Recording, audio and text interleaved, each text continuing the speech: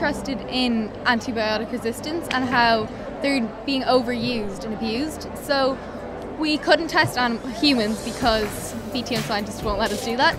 So we decided to test companion animals instead because they're the closest to us. So we found 90% of the samples were antibiotically resistant. So only 4 out of the 41 gram negative samples were susceptible. 80.5% were resistant to 2 or more antibiotics. 77% of all 48 samples harboured antibiotic-resistant bacteria. The World Health Organization have made a list of critically important antibiotics, and there's currently a debate going around on if antibiotics over 20% should they still be prescribed. We found streptomycin, kanamycin and ampicillins were all over 20%. Streptomycin was actually at 78% of resistance, but we thought we can't stop here, we need an expert opinion. And who's a better expert except for vets? So we asked the vets, and 40% of vets didn't think it was a problem. And those are the experts. What are you teaching vets in college? That's what we're asking ourselves. So we conclude that antibiotic resistance is positively dangerous. My project is looking at how can we simulate quantum computers in the most efficient way possible, and the way we do that is by coming up with some new analysis methods and then writing a load of software. So the whole thing was based around creating a tool that could do these efficient simulations. So we found that it worked almost every time, apart from when we're only talking about tiny simulations and everything is pretty negligible. And we found that we can actually get a pretty significant speed up by using these tools.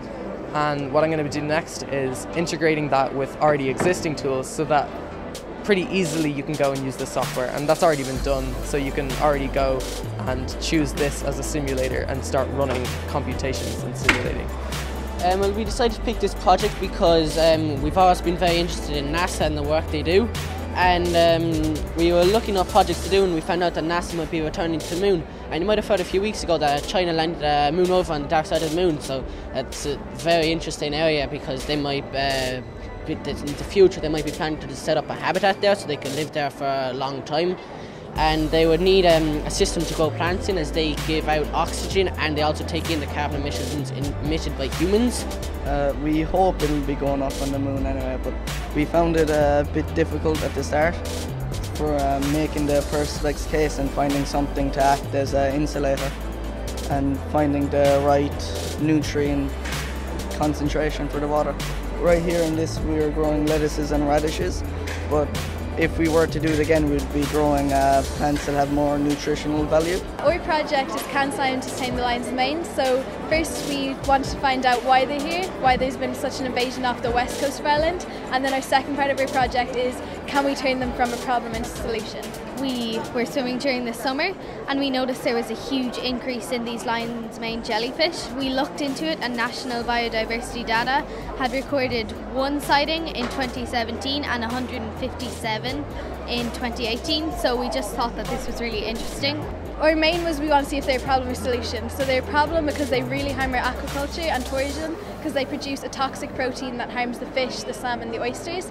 So they're seen as a negative, so we looked into the positives. So the positives is collagen can be extracted from them. Collagen is like a protein fibre, and the collagen is much purer because jellyfish are so ancient, so it's way better than land mammals' collagen. And it would be used as if you get a really bad burn, your skin needs help to reform, and collagen would be a natural help to get the skin to grow back.